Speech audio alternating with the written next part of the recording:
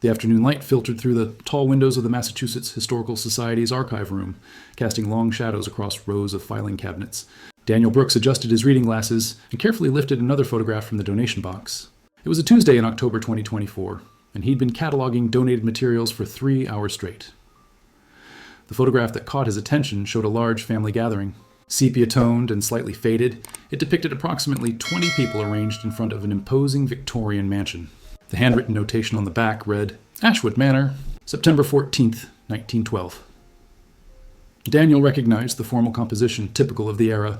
Women in long dresses with high collars, men in dark suits, children positioned at the front. He placed the photo under his desk lamp and reached for his magnifying glass, a habit he'd developed during his 15 years as an archivist. What he saw made him freeze. A woman in the second row had dark stains on both hands, clearly visible even in the aged photograph. They spread across her palms and fingers in a pattern too irregular to be shadows. Daniel's pulse quickened. He moved the magnifying glass across the image methodically. In the background, partially obscured by a taller man, stood another figure with his hand inside his coat. The positioning suggested he was gripping something beneath the fabric. And there, in the third-floor window of the mansion, barely visible through the reflection on the glass, was a blurred face that didn't belong to anyone in the formal group below. Daniel sat back in his chair, his mind racing. Something about this seemingly innocent family portrait felt profoundly wrong. He glanced at the donation papers. The photograph had been submitted anonymously, dropped off at the Society's front desk with no return information. He knew he should simply catalog it and move on. But something told him this image held secrets that demanded to be uncovered. Daniel couldn't shake the image from his mind. That evening, in his small apartment in Cambridge, he spread his notes across the kitchen table beside a reheated dinner he barely touched. The Historical Society had closed 2 hours ago, but he'd taken high-resolution scans of the photograph before leaving, careful to follow all proper archival procedures. On his laptop screen, the digitally enhanced image revealed even more disturbing details. The dark stains on the woman's hands now appeared unmistakably like dried blood. Her face, when magnified, showed an expression of barely controlled terror. Her smile forced, her eyes wide and haunted. Daniel zoomed in on the man with his hand inside his coat. The shape beneath the fabric was too angular to be simply a hand resting against his chest. It looked like a gun. His jaw was clenched tight, and tiny beads of what might have been sweat dotted his forehead despite the formal pose. The figure in the window remained frustratingly unclear, but Daniel could make out enough to know it was a person, someone who had been inside the house while the photograph was being taken.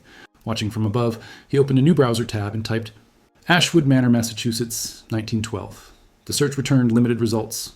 A few references to prominent families in the Springfield area, some architectural records, and a brief mention in a book about Victorian estates in New England. Then he found it.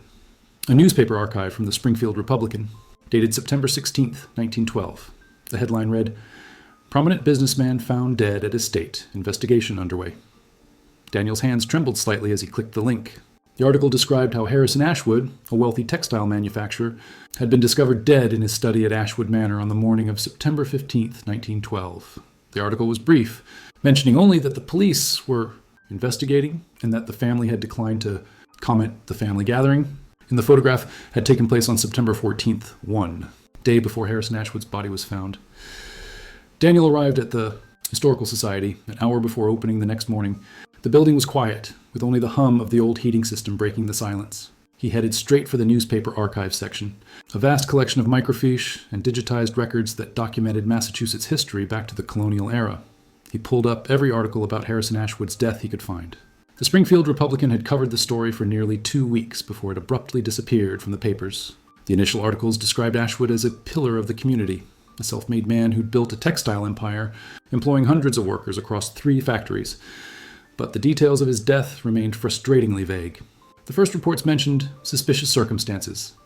A follow-up article 3 days later quoted the police chief, saying they were pursuing several leads.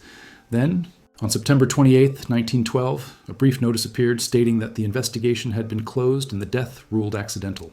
No further explanation was provided. Daniel found this deeply suspicious. Deaths didn't go from suspicious circumstances to accidental without explanation, especially when the victim was someone as prominent as Harrison Ashwood. He expanded his search to include property records and found that Ashwood Manor had been sold in December 1912, just 3 months after Harrison's death. The family had moved away, no forwarding address listed in any public records. Taking a break, Daniel walked to the Society's genealogy section. If he could identify the people in the photograph, he might be able to track down their descendants. Using census records from 1910 and 1920, he began piecing together the Ashwood family tree. Harrison had been married to Eleanor. They had 4 adult children: Thomas, the eldest son; Catherine, who would have been 28 in 1912; James, the youngest son; and Margaret, the youngest child at 23. Harrison also had 3 siblings who appeared in local records: 2 brothers and a sister. Daniel stared at the photograph again, trying to match faces to names. The woman with blood on her hands. Could that be Eleanor? Or perhaps one of the daughters? And the man with the concealed weapon? Was that Thomas, the heir to the family fortune? Daniel knew he needed more than newspaper clippings and property records. He needed to find someone who remembered the Ashwoods, or at least someone whose family had known them. It was a long shot. 1912 was 112 years ago, but families kept stories, letters, and memories that sometimes survived for generations. He posted inquiries on genealogy forums and reached out to historical societies in Springfield and the surrounding towns. 2 days later, he received an email from a woman named Patricia Henley, who lived in a nursing home in Northampton. Her message was brief. "My grandmother worked at Ashwood Manor. I have letters." Daniel drove to Northampton that Saturday morning. The nursing home was a modern facility with large windows overlooking a garden. Patricia was 91 years old, sharp-minded despite her frail body, sitting in a wheelchair near the window of her room. "You're interested in the Ashwoods," she said, her voice thin but clear. "Nobody's asked about them in 40 years. Daniel showed her the photograph on his tablet. Patricia studied it carefully, her weathered fingers hovering over the screen. "That's Eleanor," she said, pointing to the woman with the stained hands. "And that's Thomas beside her. The man in the back, that's Victor, Harrison's younger brother. Your grandmother worked there?" Daniel asked gently. Patricia nodded. Rose was her name. She was a housemaid at the manor from 1910 to 1912. She left right after Harrison died. Never spoke much about it, but before she passed in 1965, she gave me a box of things, including letters she'd written to her sister but never sent. Patricia gestured to a small wooden box on her bedside table. Daniel's heart raced as she opened it and pulled out a bundle of yellowed envelopes tied with string. "Rose wrote these in the days after Harrison's death," Patricia said. She was scared. She'd seen things that didn't make sense. She knew the family was lying about what happened. Daniel carefully untied the string, his hands trembling slightly as he opened the first letter. Rose's handwriting was neat but hurried, the ink slightly smudged in places. Daniel sat at Patricia's side, reading Rose's letters with growing disbelief. The first letter was dated September 16th, 1912, the day after Harrison Ashwood's body was discovered. "Dearest Mary, I don't know what to do. Something terrible has happened at the manor, and I fear I may have seen too much. Mr. Ashwood is dead. They say he fell down the stairs, but I know that's not true. I was in the hallway outside his study the night before last, September 14th, and I heard shouting. Terrible shouting." Rose described hearing Harrison arguing with multiple people. She couldn't make out all the words, but she heard him accuse someone of theft, of betrayal, of ruining the family. Then came sounds of a struggle, furniture breaking, glass shattering, and finally, a sickening thud that made her blood run cold. She had pressed herself against the wall, terrified, as the study door flew open. Thomas emerged first, his face pale and wild. Then Eleanor, her hands covered in blood. Victor followed, adjusting something inside his coat. They hadn't seen Rose in the shadows. "They carried him upstairs, Mary. Mr. Ashwood wasn't moving. I should have run for help, but I was frozen with fear. The next morning, they said he'd fallen down the stairs in the night.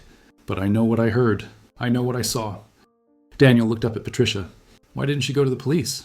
Patricia's expression was sad. "She was a servant, Mr. Brooks, an immigrant's daughter with no family connections and no money.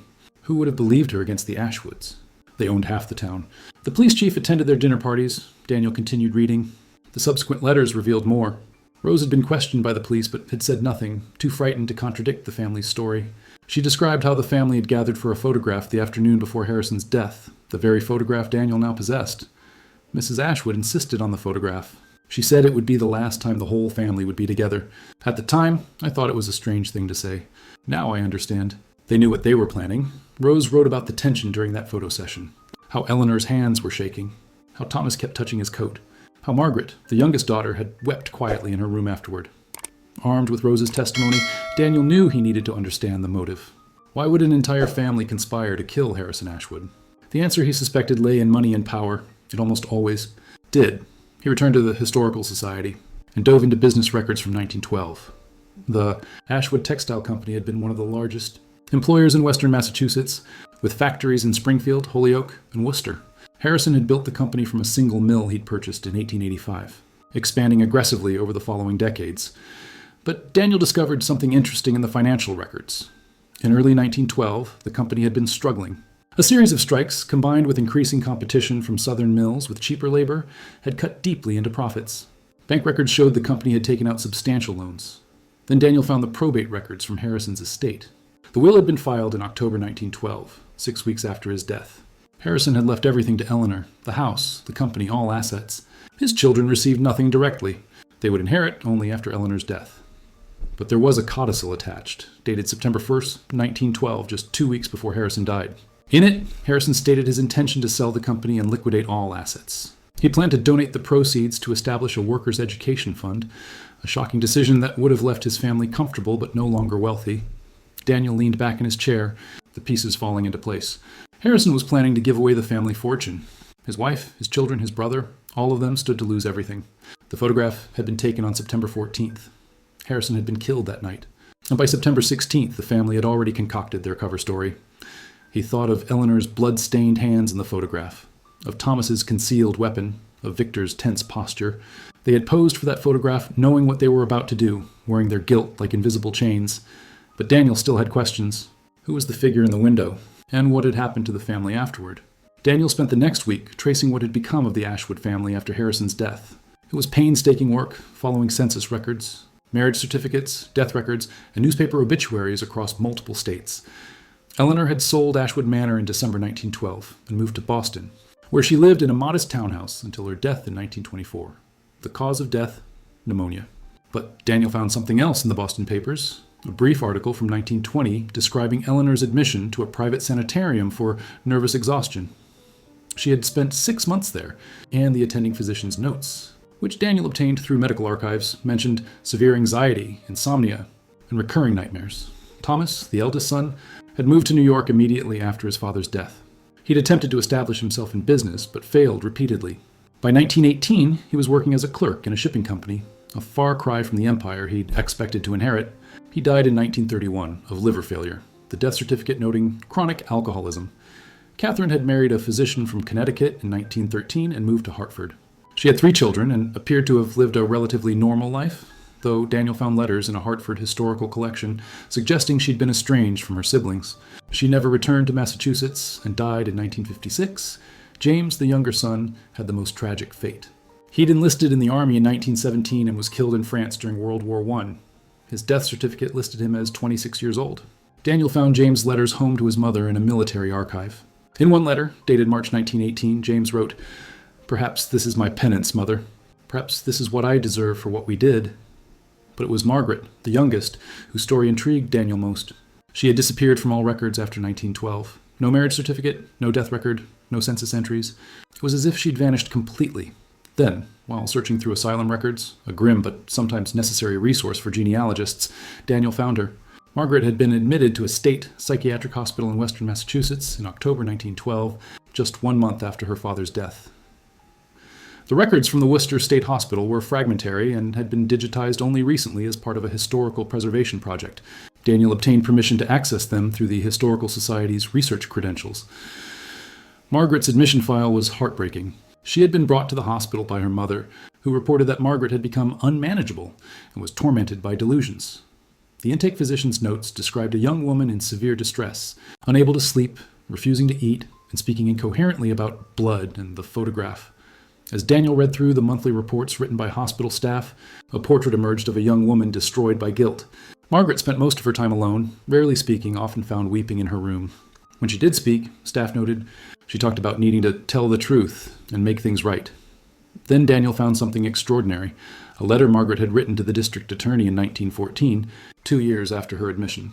The hospital staff had never mailed it. Patients' correspondence was routinely screened, and anything deemed delusional was filed away rather than sent. But the letter wasn't delusional at all. It was a detailed confession. Margaret described the events of September 14th, 1912, with painful clarity. She explained how her father had called a family meeting that afternoon to announce his plan to sell the company and donate the money. Thomas had been furious, shouting that Harrison was destroying everything they'd built. Eleanor had begged him to reconsider, to think of his grandchildren's future. Victor, Harrison's brother, had been coldest of all, saying Harrison had gone soft and was betraying his own blood. The argument had escalated throughout the evening. After dinner, as the family posed for what would become their final photograph together, Margaret wrote that she could feel the hatred radiating from her mother and brothers. The photographer, unaware of the tension, had cheerfully arranged them and taken the picture. That night, Margaret continued, she had been in her room when she heard the shouting from her father's study. She'd crept into the hallway and hidden in an alcove, watching as Thomas and Victor confronted Harrison again. This time it turned physical. Margaret's letter described what happened next with devastating detail. Thomas had pushed Harrison, who stumbled backward into a bookshelf. As Harrison tried to steady himself, Victor had drawn a pistol from inside his coat, the same gun Daniel had noticed in the photograph. Harrison had frozen, hands raised, pleading with his brother to be reasonable, but it was Eleanor who delivered the fatal blow. Margaret wrote that her mother had picked up a heavy brass candlestick from Harrison's desk and struck him across the back of the head. Harrison had collapsed immediately. The sound, Margaret wrote, was something she would hear in her nightmares for the rest of her life. I wanted to scream, but no sound came out. I watched my mother stand over my father's body, the candlestick still in her hands, blood dripping onto the carpet. Thomas was breathing hard, his face white. Victor just stood there with the gun, as if he couldn't quite believe what had happened. They had carried Harrison's body upstairs to the landing and positioned it to look like he'd fallen down the stairs. Eleanor had washed her hands, but Margaret noted that the blood had stained her skin, remaining visible for days afterward, exactly as it appeared in the photograph taken earlier that day. The figure in the window, Margaret revealed, had been herself. While the family posed for the photographer, unable to refuse without drawing suspicion, Margaret had watched from her bedroom window, too sick with anticipatory dread to join them. The photographer never noticed her reflection in the glass. Margaret's letter ended with a plea, "I am telling you this because I cannot carry this burden anymore. My father was a good man who wanted to do something honorable, and we killed him for it. I was a coward who said nothing. I deserve whatever punishment you see fit, but please, let the truth be known. Let my father's memory be restored." The district attorney had never received the letter. Margaret had died in the hospital in 1918, at age 29, of influenza during the pandemic. She was buried in the hospital cemetery, her grave marked only with a number. Daniel sat in the archive room, tears streaming down his face. This photograph he'd found by chance had captured a family in the final hours before they committed murder. Their guilt, their fear, their desperation frozen in sepia tones for over a century. Daniel knew what he had to do. The truth had been buried for 112 years, hidden in scattered records, forgotten letters, and the haunted eyes of people in an old photograph. But now he had the evidence to tell the real story and to honor Harrison Ashwood's memory. He compiled everything: the photograph with its enhanced details, Rose's letters, the financial records, Margaret's confession, and the family's tragic fates. He wrote a comprehensive report and presented it to the Massachusetts Historical Society's director, Dr. Jennifer Walsh. Dr. Walsh listened intently, examining each piece of evidence. When Daniel finished, she sat back in her chair. "This is extraordinary work, Daniel. This completely rewrites what we thought we knew about the Ashwood case." With the Historical Society's backing, Daniel prepared a public exhibition. The Truth in the Portrait, The Ashwood Family and the Murder That Was Hidden for a Century, opened in March 2025, exactly 113 years after Harrison's death. The exhibition featured the original photograph displayed prominently, with high-resolution panels showing the incriminating details Daniel had discovered. Rose's letters were displayed in protective cases, and Margaret's confession, finally delivered to its intended audience, held the place of honor. But Daniel didn't stop there. He'd learned that Harrison's dream of a workers' education fund had died with him. Using modern genealogy databases, Daniel tracked down living descendants of the workers who had been employed at Ashwood's textile mills.